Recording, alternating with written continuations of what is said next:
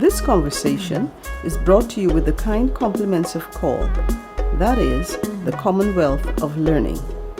Gender inequality must be eradicated, and CALL is on a mission to help in its obliteration.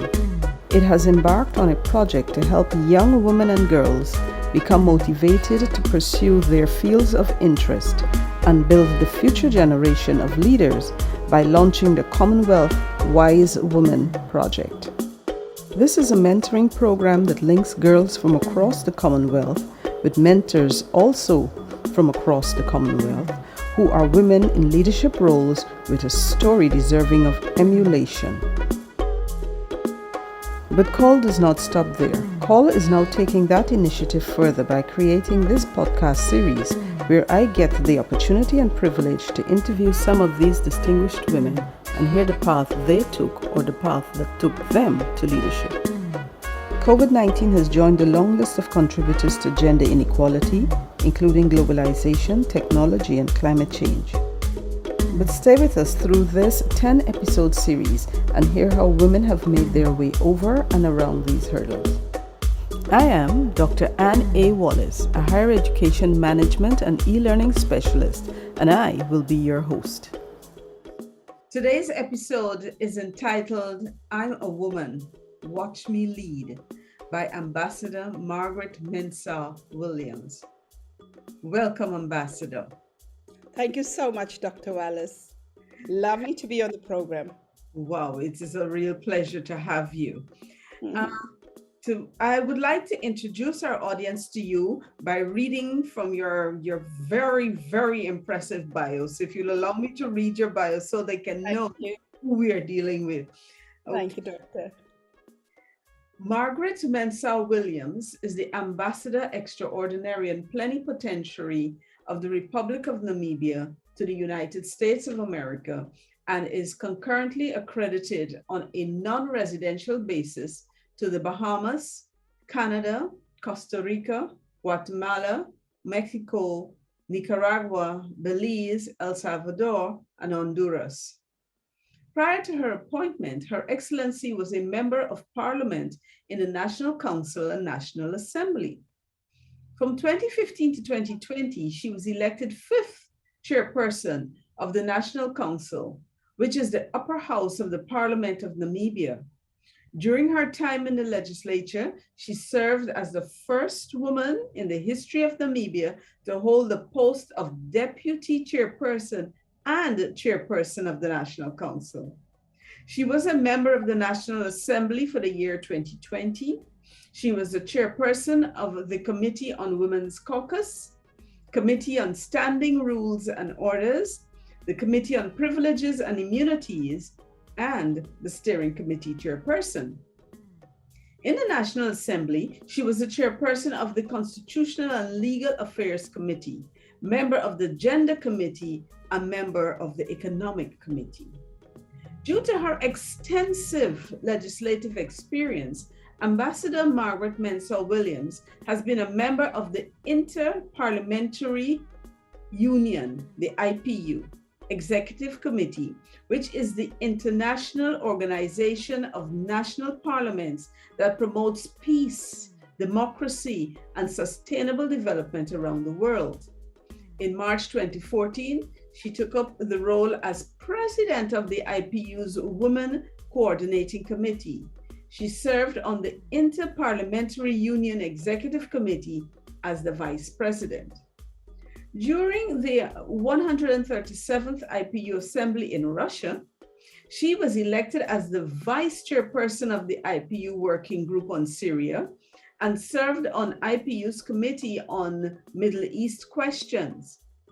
In 2018, Ambassador Mensah-Williams was elected as the first woman and African to be co-chair of the Parliamentary Conference on the World Trade Organization, aimed at promoting common parliamentary action on international trade.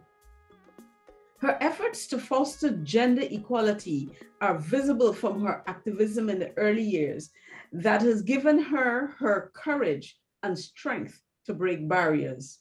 Amongst other positions, Ambassador Margaret Mensah-Williams has been a passionate community member for several decades, on women's organizations such as the African Women's Development and Network, Parliamentary Women's Forum, and the Commonwealth Parliamentary Association, just to mention a few.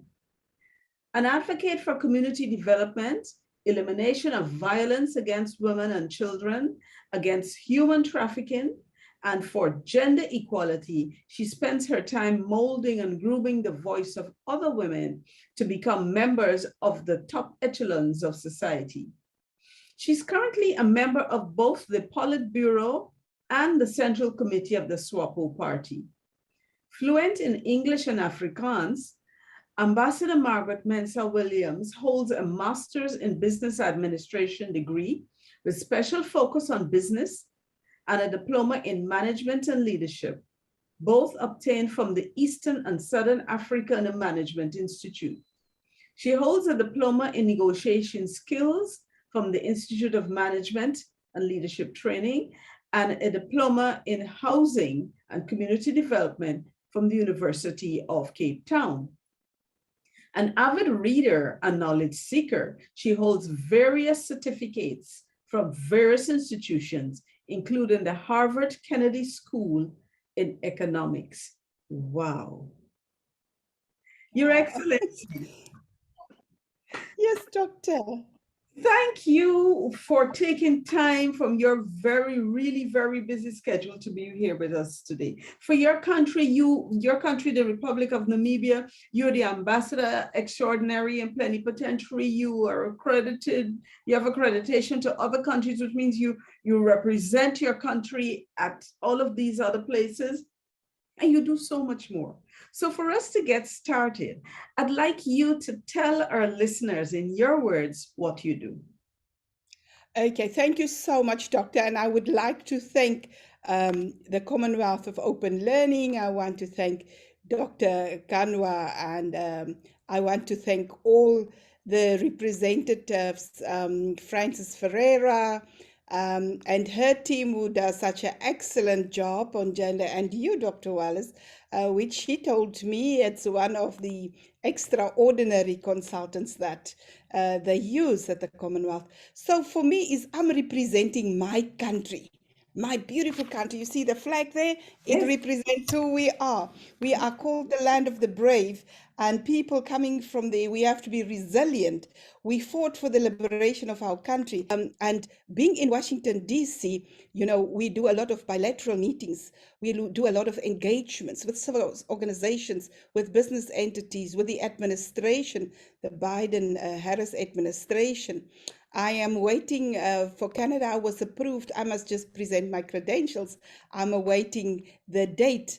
I already presented to Nicaragua. Mexico have approved me. I'm waiting to also present my credentials. So in all, we are busy with economic diplomacy, also with health diplomacy, and also to represent my president in all these countries, and to make sure that we have an open door for Namibian citizens in the diaspora, and to ensure that between all these countries we have a synergy, we have people understanding its background of each of the other citizenry, but we also protect and guide that we don't overstep our boundaries. All in all, the human rights of people, specifically young women and women in particular, should be always on the front burner.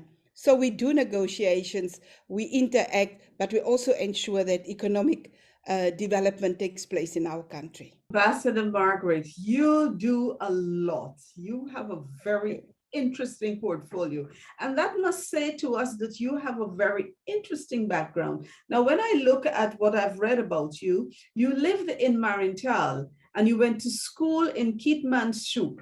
Was that a long daily commute? It was a long quarterly commute. We had 4 quarters of the school year, and my late father would drive us in an old Dodge, pickup. Of course, he had a canopy, and he would pack, my mom would pack the picnic basket, and you will drive we do kilometers, 80 kilometers per hour, and you will stop at the resting place and you will eat and drink. So today I don't have a lot of appreciation for doing that, but it is lovely to do. Yes. Because as you are going, as you sit around there eating, you would tell you stories, he will educate you. My mom would go with, and we come home. We stayed in a boarding school at high school, but having been there, working in the community, my parents both community workers, having a foundation as Christians, and working, we had to also help to build the church. We had to go to youth functions. We had to do chores to work holidays, on farms, picking cotton, picking grapes, doing all those things to add value in our lives, understanding. But on a Sunday afternoon, our experience was always, the highlight was to go to the railway station, to go and watch the passenger train passing by. And that is also where I learned my political lessons for the first time, because then people had numbers around their necks, migrant workers coming to the south to work on commercial farmers' land. And they would be called by numbers. And then I was very inquisitive, asking my dad, why is it? And he had explained to me that those people are coming. It was the apartheid regime. It was very difficult times, but it also molded us to be better people. Okay. Now you see, that is sounds like a very interesting childhood. You Yes. you did a lot of things. And the fact that I asked about the distance that you traveled to school is because I wanted to hear from you. It is clear that going to school was an important part of your life. And I wanted to hear from you what it was like for a young girl, pursuing education in the then Southwest Africa. Oh, yes, because this was over 200 kilometers. Unfortunately, I'm still more conversant with kilometers and Yes. than miles. But in any case, it was very difficult. To send your girl child to school was difficult because mostly they felt that girl children would get married and they don't need education. But my father was an educationalist. Um, he was the principal of the school by then. My mom didn't have a lot of education, but she always told us that she had the MA degree. And that was, the experience, because at 13 years old, that was, to me, that was child labor. But back then, they saw it that, they deemed it fit that a child of that age could work. So she worked as a domestic worker. Yeah. And for her, it was very important that her children should go to school because she did not have the opportunity. And she was the eldest in the house, and she had to take care of, together with her parents, of the other siblings, because they were 13 in one household. As siblings, she had 12 other siblings. So it was a hard, being in that disposition as a girl. It was very tough for her, but she believed that education is the most important thing. And she had no domestic worker bringing up 10 children. She had to do everything. My sister Frances was the eldest, and at a very young age, from the girls, she's number 3 in the house of 10. I'm number 5.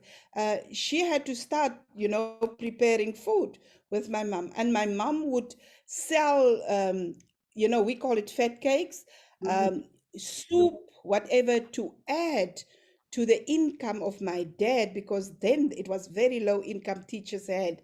But as a profession, it was one of the professions that was very important, nursing and teaching. So it was important for us to go to school. It was important for us to excel.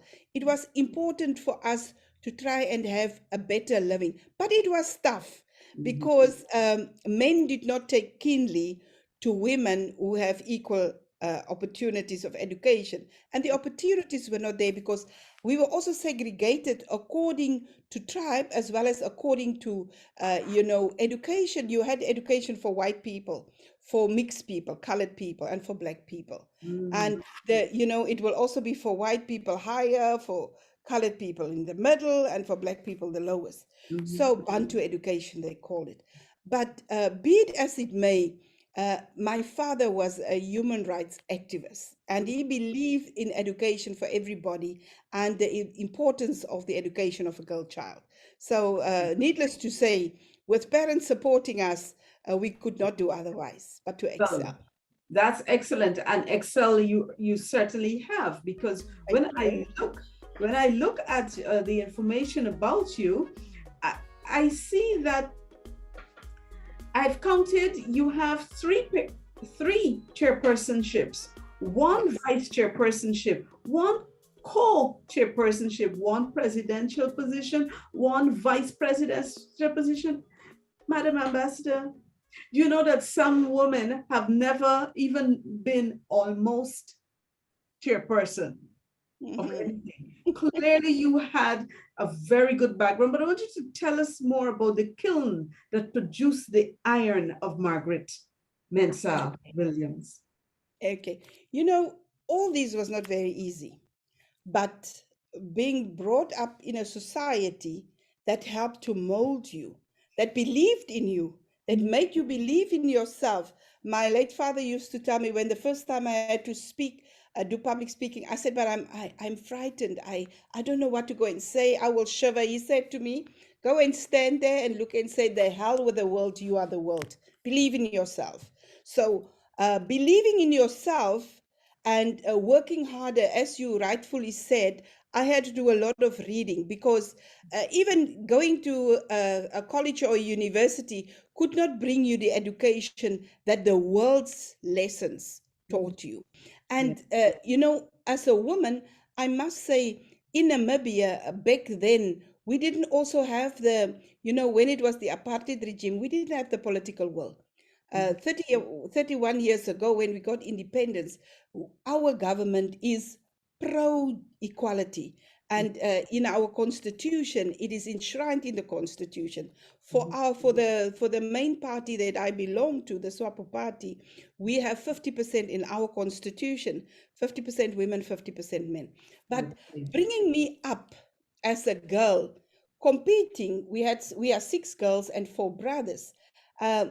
Fighting to reach there was to read, educate yourself, read, and become confident in your own skin, build your character, never compromise your principles, and go and believe in what you want. You see, your attitude always determines your altitude. I must tell you, when I arrived in Parliament the first day, the next day I had to preside, and nobody would tell me that tomorrow you have to preside. I've never been in a parliament before because prior to independence we could not even vote.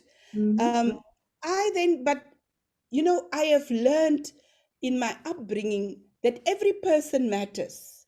The cleaner is as important as the president of that institution or the president of the country.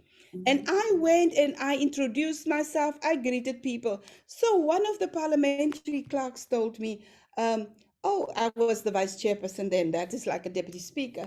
Madam Vice Chair, do you know that tomorrow you have to preside? I said, no. He said, okay, let me introduce you to the information that you will need. Here are the rules. I must tell you, I never slept that entire evening. I internalized those rules. I took vitamins. I sat in front of the mirror. I was dramatizing, sitting there, presiding. So I went up there as if it was, no effort. They didn't know what I did the whole night, how I suffered the whole night through. And I presided, and after I was done, the one guy asked me, one member, so how did you know how to do that? I said, oh, nothing. Women are born leaders. I thought you will never know how I suffered.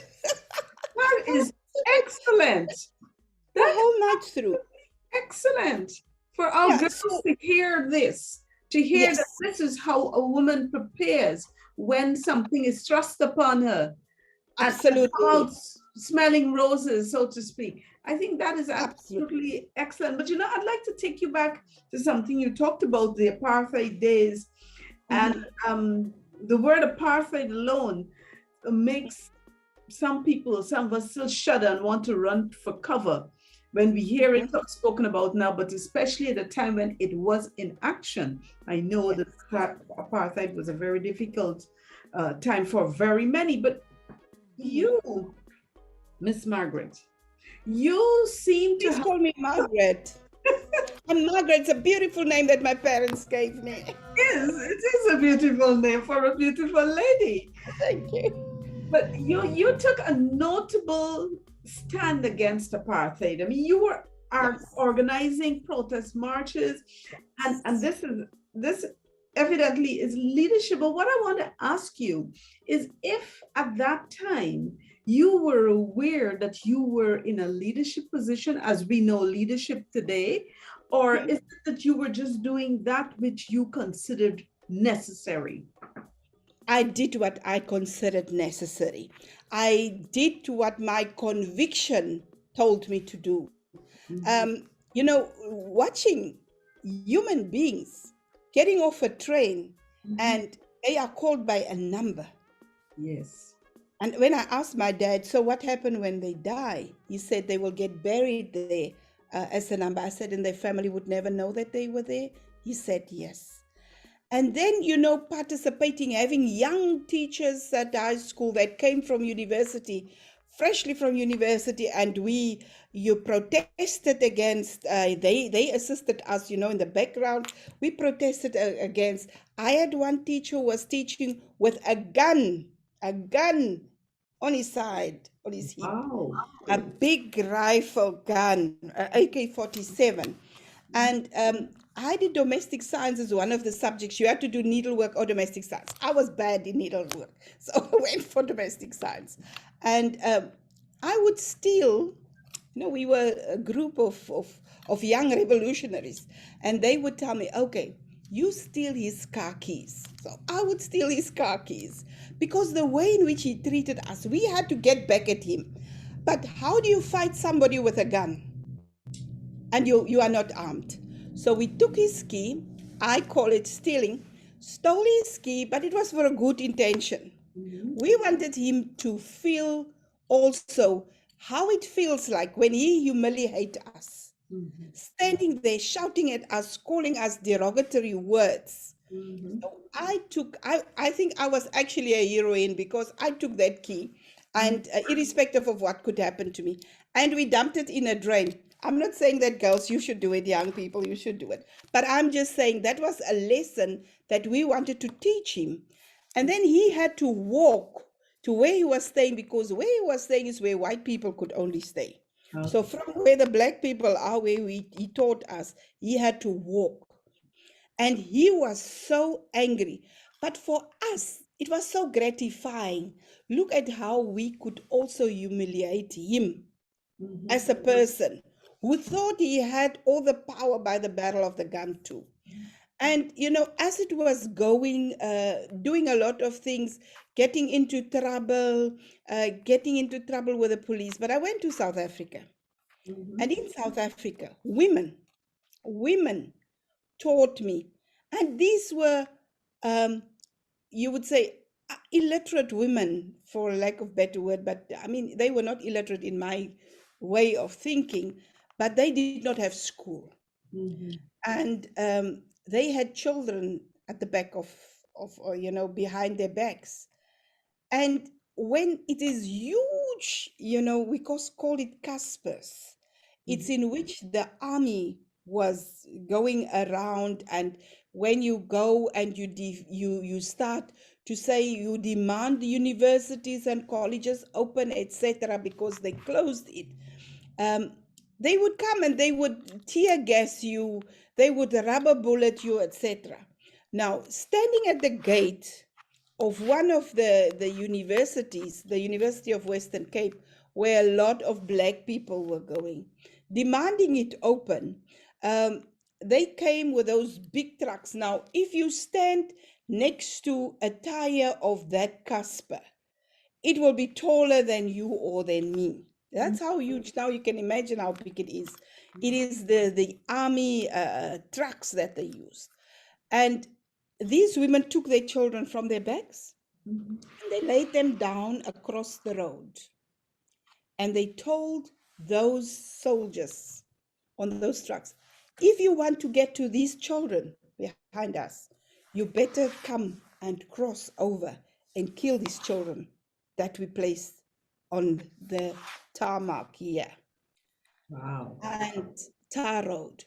And they would come driving, and I would close my eyes. I would not even want to look because I was just shrinking inside, thinking, what if they kill these children?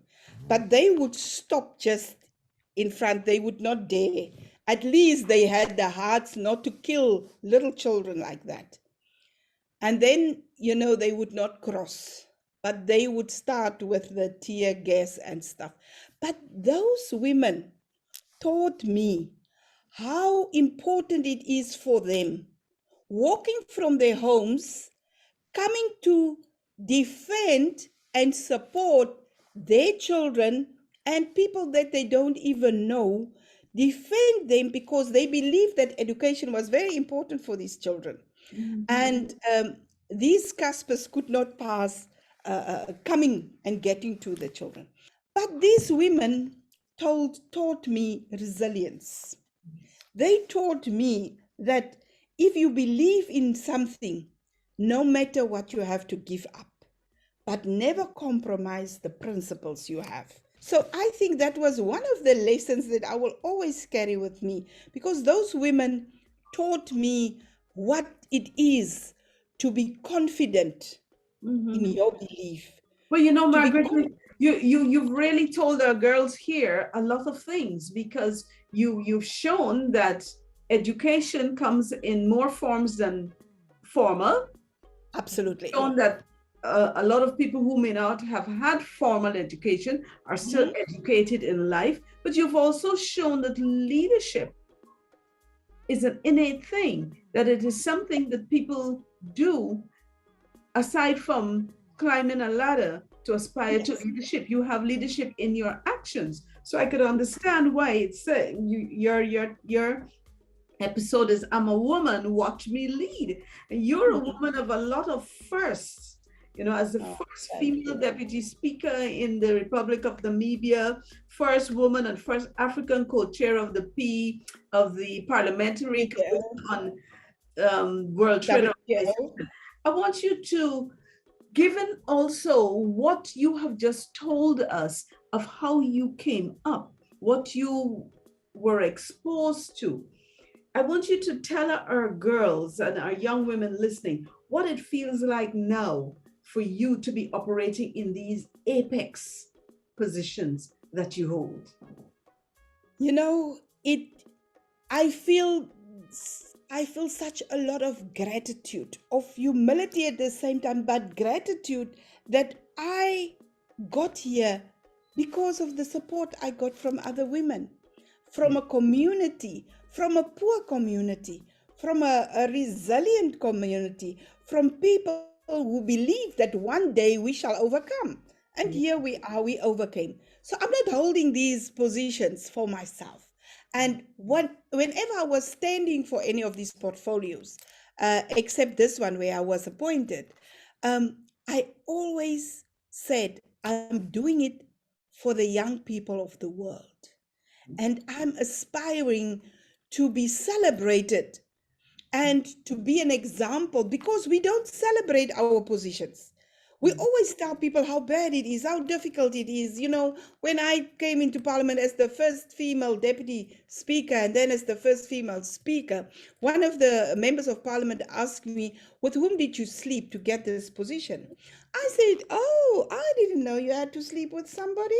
And it's all men in position of power at the moment. So it means then you also slept with another man as a man. Because, and, telling an African man that, and, men who believe in heterosexual relationships mostly all the Machoism. time, Mhm. the machoism, he wanted to be so patronizing towards me. Yes. I just said, oh, so then you also slept with another man. And, he was so embarrassed and so agitated, but I had to do it. I'll give you one more example of why I feel where I am, it's not because of me, but it's because of the love and support and the prayers and everything that I get from my family, from the community, from the world, the women in the world, is when we had the rape bill before it became an act.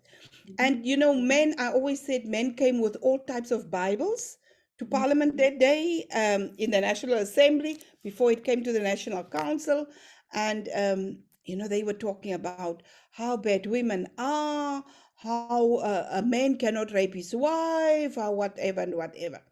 And I came in with a see-through top Yes. when it came to National Council. And, because I said to myself, I prepared myself, the rules only speak about from your knee. The dress should not be lower than your knee, or it should not be higher than your knee, it should be lower than your knee. And I said, it doesn't say anything about top, the bottom. The bottom is spoken about, not the top. And then I sat there and they looked at me. And then when I took the floor, I said, Mr. Chairman, the reason why I'm dressed like this is I'm doing it for the women and the children of this country and the world over, because it is not the way I heard men were saying it's the way in which women are dressed. And I was asking a 3-month-old, a 1-year-old, a 80-year-old, how are they dressed that you want to rape them? I said, so I'm dressed like this today to challenge any of you to come and try and rape me, because I'm challenging you. I'm putting it out there. You are saying it's the way in which we are dressed, so come and rape me. Let's see what I'll do to you. And if you don't pass this bill by tomorrow, I'll come stark naked. I'm telling you, that was the end of it. That bill got passed the next day. Wow. So sometimes you have to look at your audience. You have to look at how you can influence that audience.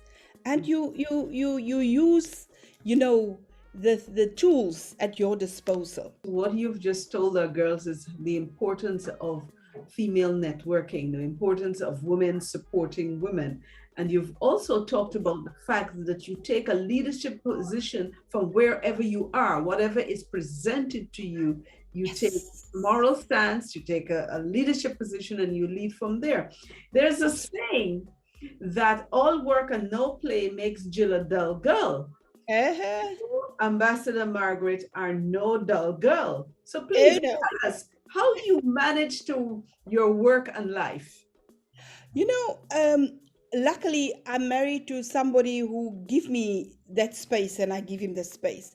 I have children and a family that's very loving and very supportive. And my family, imagine 10 children with children and grandchildren, how lively that could be. I'm a party animal when it comes to it. I don't take alcohol. I can take a champagne now and then, but I can party without it. Not that alcohol is bad, but what you do with it or how you take it depends. But I can party. I like to sit around to chat, especially with older people, people of my age. I'm turning 60 on 25 of December 2021. And by God's grace, I'm on my way home, and I will make sure that my daughter will normally support children in the less fortunate situations. She will go out there and do something special for them. But I will celebrate my birthday. I'll go to church. I will celebrate it. But then I will have a good party with my family back home. So I like to do house parties.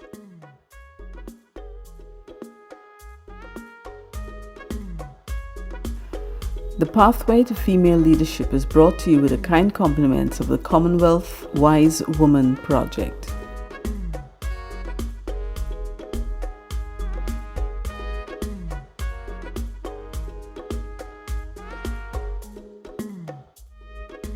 Before we went to break, you were telling us about the house parties. You were telling us about your relax and recharge strategies. I want you to tell our young girls who are aspiring to leadership, who are perhaps just aspiring to enter the world of work, why it is important for a leader to carve out a period for relaxation, and particularly for a female leader. it is so important because mental health is very important. You have to also, get rid of all, because there's also a lot of toxic energy, a lot of negative energy in the workplace, in the world. So you have to sit, you have to have chatterboxes as friends, you have to have networks, you have to have women are the biggest. I don't believe in women are, the ones who don't like other women. I believe we are the biggest constituency of each other. So I have a lot of girlfriends, we hang out.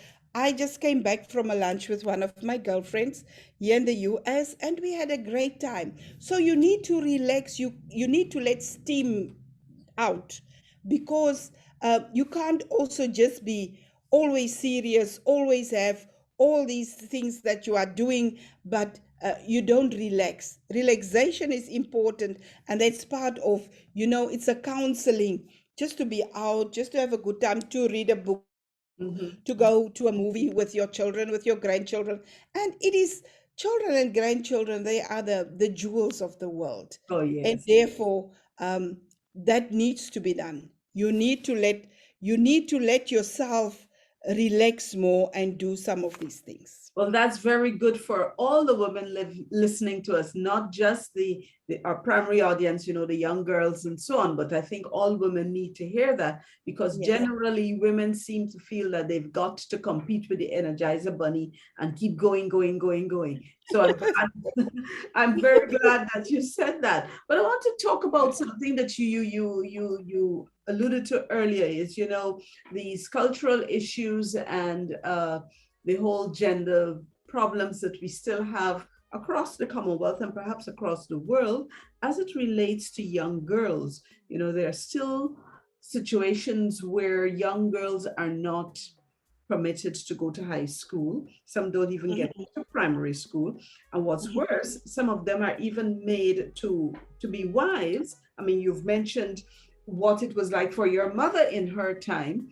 In Yes. today's world, girls are still being made to become wives when they are still children. And I just wonder if the parents of such girls were listening to us speaking today, what would you say to them? And we want to make sure that we are respectful, of course, of all cultures. But what would Mhm. you say to those parents to dissuade them from such practices without disparaging their culture? Yes, I would like to say the following. Culture is very important, because no society, that's the backbone of society. But you have negative cultural practices. And as mothers, I mean, female genital mutilation, Yes. it's us as mothers that's doing it. We should not allow that, even if it was done to us, because that is not part of culture. That is for men. What is good for the men, it's society have imposed that and then put it down on women to do it, to do these harmful practices, because it's a way of sexual pleasure for men, and Mhm. it's got nothing to do with culture. So we should also learn to differentiate, and to maybe go to women's groups where we discuss these type of things. Reach out to people, ask them what this is about. This is what happened. Somebody paid dowry for my daughter, but I would not like to take this dowry for my daughter, because it is very important that my daughter cannot be married off now. What happens is, when they are married off at that stage, then at a later stage, they have to, when they start puberty, these men start sleeping with them. And they must understand how harmful it is for these girls, that these girls cannot get married at such a young age. Their bodies still need to adapt, their bodies need to come back. It's just like women. You can't have one child after the next. Your body should also, rest for a while. It's Mhm. not good for you. The rapturing of girls, what happened to them, etc. It's very bad. And we as mothers, we have to become protectors of our girls. We I have to. We have to educate our girls in a better way. We have to get people to speak to our girls if we ourselves cannot speak to our girls. But it's very important that we take the positive cultural aspects and apply them, but we start to say no to the negative cultural aspect of our girls.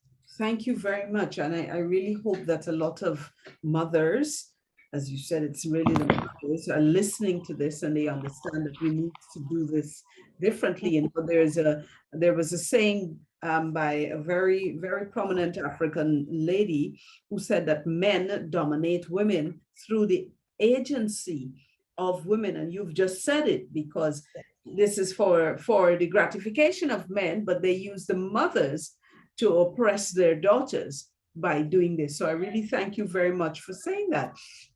You know, Ambassador, role models do not set out to be role models generally. And a good point is yourself. Here you are, an excellent role model for female leadership. Would you say that you were inspired by someone? Yes, most definitely. My mom was my biggest role model. My father was a role model, even though he was male, but he supported women. He adored his wife and he supported my mother, and she was his queen. The late Mother Teresa was one of my role models. My elder sister, Frances Ferreira, is one of my role models. She was the first one to go to college. She was the first one that was a teacher, the first one, taking after my dad, the first one to be a principal of a school, the first one to be a mayor of a town, and so on. First one to be in a diplomatic posting to accept at the Commonwealth a position, So in my family, I have immediate role models. But the late Mother Teresa still inspires me. Okay. And she's one of my great role models. Winnie Mandela was one of my role models. In as much as people speak about male as heroes, I know that Nelson Mandela was a hero, but Winnie Mandela was just as a great heroine. Absolutely. It is Winnie Mandela who's reported to have said that men dominate women through the agency of women. But, I have found that sometimes young people, particularly young girls, they fail to recognize when they are in leadership training camp. They see their parents as being harsh, or they see their supervisors as picking of them, when in fact what they're experiencing is the foundation for leadership development. Of course, Yes. we're not talking about situations of abuse, but what advice would you give to a young woman in such situations so that they can not lose sight of the wood for the trees? Women in leadership, I believe that there are many women in leadership positions, or that we have to ensure that women get into not only the lower but the middle and the upper. And once you are in leadership, we should always help to pull women up. We should not drop the ladder. We should make sure that we prepare them, we mentor them to take over from us. Whatever we worked for so hard, if we don't prepare, if we don't open opportunities, if we don't give access to younger women, if we in Parliament, I said, well, we have to have cry rooms, because we can't think of ourselves who no more in a productive stage. We have to think of young women who come. We have to make it appetizing for them to be attracted to these positions. They must come. They must make laws that is good for younger people, and not only think on our level. We have to make sure that we have the generational gaps are closed, and we have to have more women who are building bridges of peace, of love, and of embracing and including other women, then not to have women who burn down bridges.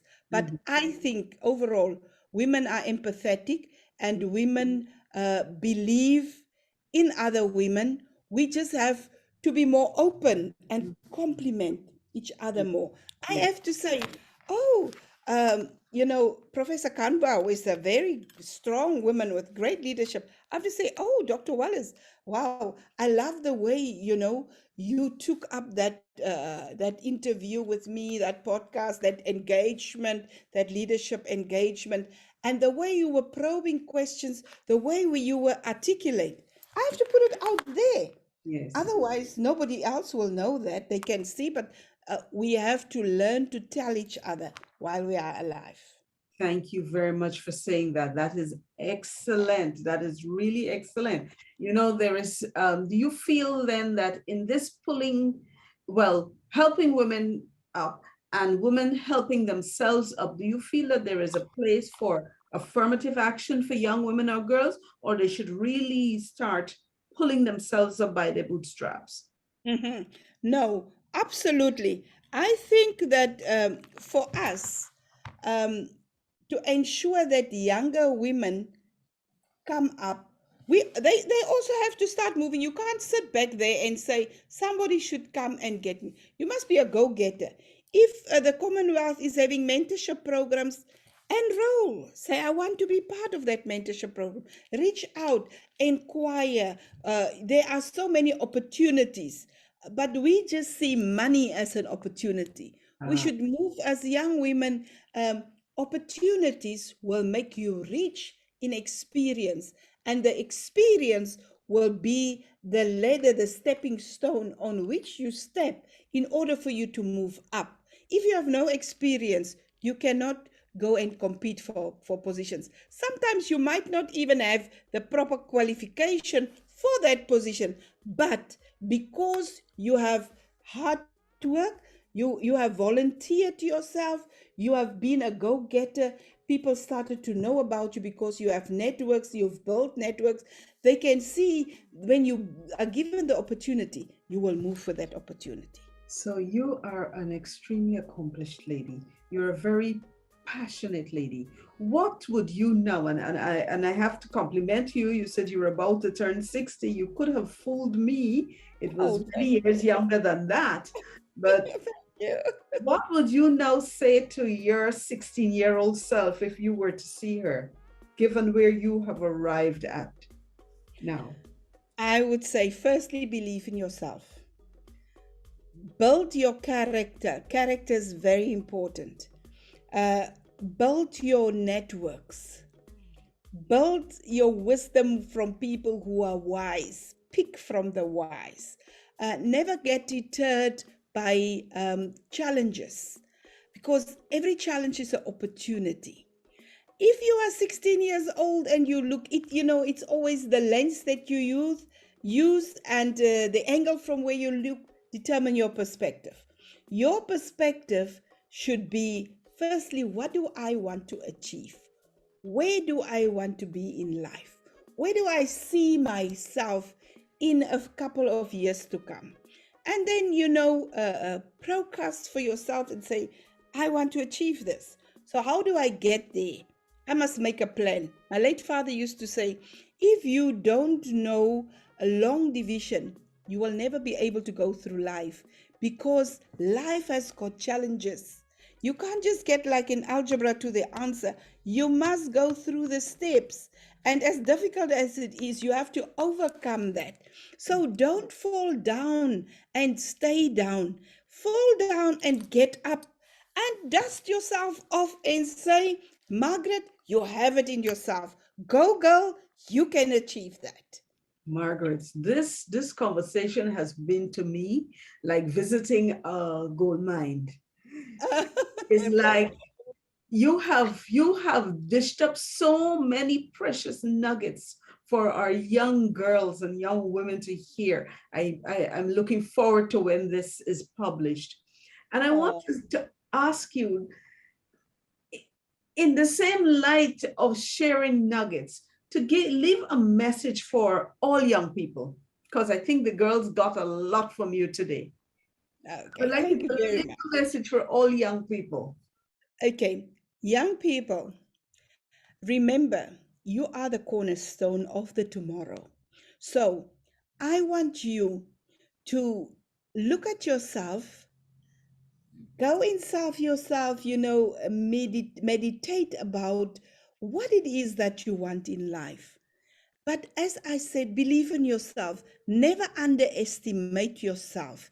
You have courage, you have willpower, you have the world out there. All you need to do is to get out there and say, I'm ready, I'm willing to do this. Can you give me this position? And challenge people. Be a challenger. Don't accept things.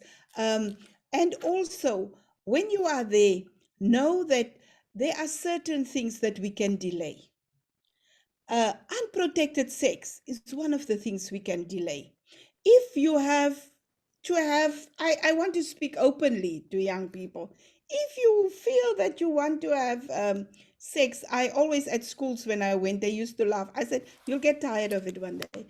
But anyway, on a lighter note, Yes. but on a more serious note, you have to protect yourself from HIV and AIDS. You have to protect yourself from early giving birth at an early stage, at an early age, teenage pregnancies. You have to ensure that you must qualify yourself for what you want and look at the world market. Look at the opportunities. Don't just go into one direction. The sky is the limit. Challenge the capabilities, and don't be scared. You can be uprooted while you are young. Don't be scared to challenge outside your country. Go outside. The world is an oyster, and you are one of the best catches that any fisherman can have. So challenge the world, challenge the opportunities that's available, make use of it, but also respect yourself. Believe in yourself. Determine when you want to say no and what you want to say yes to, and you decide and you determine what the rules are. Never let anybody other than yourself set the boundaries. Set the boundaries for yourself. Thank you very much. That is wonderful advice. That is what we call sage advice. And I am really hoping that all of our youngsters will hear this. Thank you so much, Doctor. Thank you, and thank you to the Commonwealth. Thank you for having me, and thank you for the opportunity. And thank you that I could be part of this wonderful discussion I had with you, Dr. Ann. You are an extraordinary woman, and I'm sure that one day many women will look back and say, I was inspired by Dr. Wallace. So thank you. Thank you for such a wonderful time that I had with you. Very much. I could speak another hour with you, but that's beyond our scope. Yeah, thank you. Our conversation today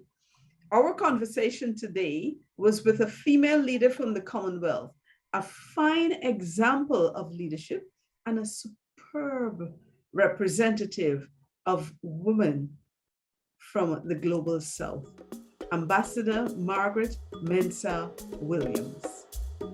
Thank you so much. Have a wonderful time. You too. God bless.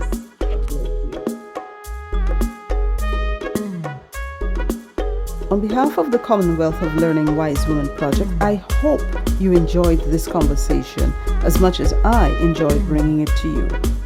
Tune in for our next episode when we have another dynamic female leader from across the Commonwealth. I am Dr. Ann A. Wallace, signing off until the next time.